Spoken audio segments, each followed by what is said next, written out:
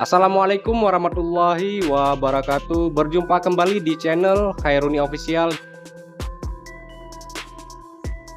Di video kali ini saya akan mereview kendala sepeda listrik yang sering terjadi atau keluhan dan cara mengatasinya. Oke, baiklah sahabat, kita akan menanyakan kepada Pak Endriatman tentang kendala apa saja yang sering terjadi pada sepeda listrik.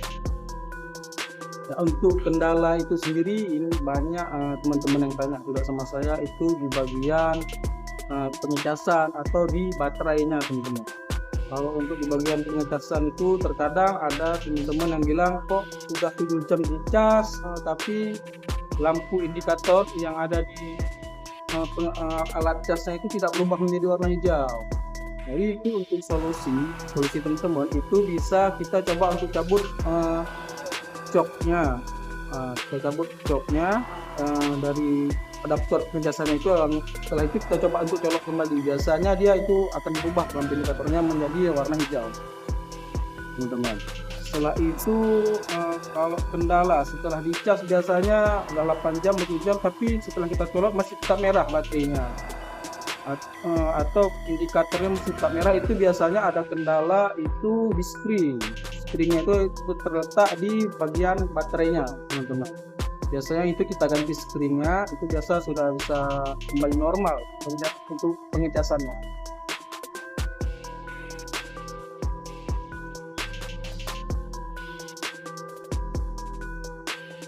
Oke Pak Hendrik, selain itu apa saja kendala atau keluhan yang sering terjadi dari pengguna sepeda listrik ini Pak Hendrik?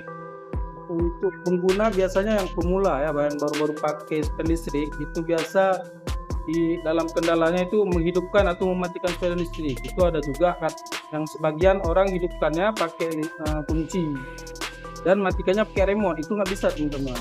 Jadi dia harus, misalnya kita menghidupkan menggunakan remote atau kontaknya, harus matikannya menggunakan remote juga. Begitu juga sebaliknya, bisa apabila menggunakan kunci kita matikannya harus menggunakan kunci juga. Begitu. Berarti itu untuk sepeda listrik yang menggunakan fitur remote alarm dan juga kunci dan juga yang ada kartu NFC-nya Pak Hendrik. Ya betul, yang menggunakan kartu NFC itu dia seperti kita scan barcode, kita scan-nya itu di speedometernya. Jadi kalau menghidupkan menggunakan kartu itu, matikannya juga harus menggunakan kartu. Begitu ya. Berarti kalau kita menyalakan dengan kunci ya kita matikan juga, atau kita nonaktifkan dengan kunci. Dengan remote kita matikan juga dengan remote.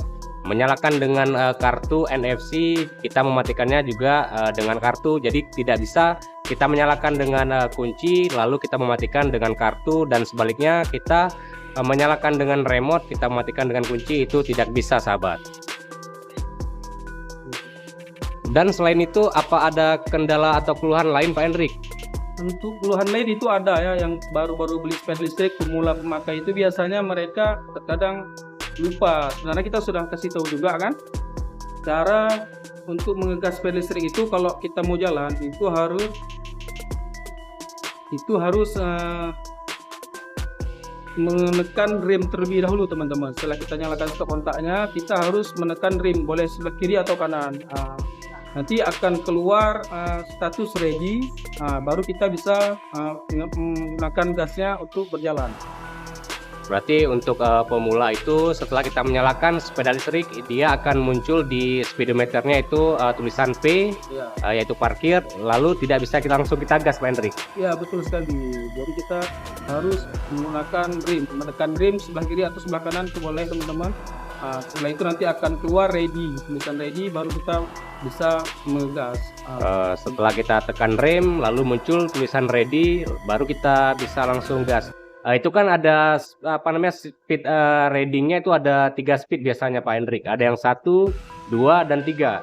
Misalnya kita baru pertama kita menyalakan, langsung kita tekan ke speed yang kedua, itu apakah bisa berjalan sepeda listriknya? Kalau secara teknisnya otomatis bisa teman-teman, tapi sebaiknya kita menggunakan gigi 1 dulu, speed yang pertama, setelah itu yang kedua dan yang ketiga. Itu agar sepeda listrik juga lebih awet ya tarikannya, menjaga baterainya juga teman-teman. Berarti dia harus step by step, dari satu, nanti kita pengen kecepatan lebih tinggi lagi, naik ke dua, dan dari kedua itu langsung naik ke tiga gitu sahabat. Dan juga Pak Hendrik, ada juga yang menanyakan itu untuk beban pengendaranya itu maksimal berapa kilogram yang bisa mengendarai atau penumpangnya gitu Pak Hendrik?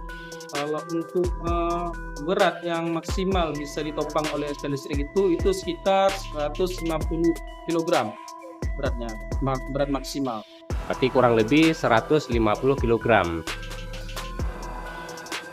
Dan juga Pak Hendrik, ada yang menanyakan untuk motor listrik dan sepeda listrik ini kan sama-sama mengkonsumsi baterai atau daya listrik. Itu yang membedakannya itu apa Pak Hendrik, sepeda listrik dan motor listrik? Kalau perbedaan antara motor listrik dan sepeda listrik itu perbedaan yang paling mencolok itu otomatis di pedal ya. Kalau sepeda listrik itu dia ada pedalnya seperti ini untuk mendayung. Tapi kalau motor listrik itu nggak ada pedal seperti ini teman-teman. Setelah itu kalau di motor listrik dia ada gigi mundur. Nah, kalau di motor listrik itu ada gigi mundurnya khusus ya, tombol untuk gigi mundur. Setelah itu untuk lampu seri. Kalau di sepeda listrik itu tidak ada lampu seri, tapi kalau di sepeda motor listrik itu biasa ada yang bisa lampu seri teman-teman. Untuk kecepatan teman-teman, di kecepatan juga ada perbedaan antara motor listrik dan sepeda listrik. Kalau di motor listrik itu maksimal kecepatannya itu ada yang sampai 60 km per jam, tapi kalau di sepeda listrik itu sekitar 40 atau 45 km. Itu perbedaan kecepatannya teman-teman. Dan untuk keluhan selanjutnya itu apa aja Pak Hendrik? Untuk keluhan selanjutnya itu biasanya ada teman-teman yang bilang juga lampu yang tiba-tiba padam lampu utamanya. Nah, itu sebaiknya kalau sepeda listrik itu sebaiknya dia digunakan di jalan yang rata, bisa itu jalan aspal atau raba beton, karena dia itu sangat sensitif biasanya kalau di bawah jalan di jalan yang berbatu teman-teman. Itu biasanya terjadi gangguan kelistrikan itu baik di lampu utama ataupun di speedometernya, itu biasanya terjadi juga seperti itu teman-teman. Oke, baiklah sahabat, sampai di sini perjumpaan kita kali ini. Sampai bertemu di video-video saya selanjutnya. Semoga bisa menjadi referensi untuk sahabat. Wassalamualaikum warahmatullahi wabarakatuh.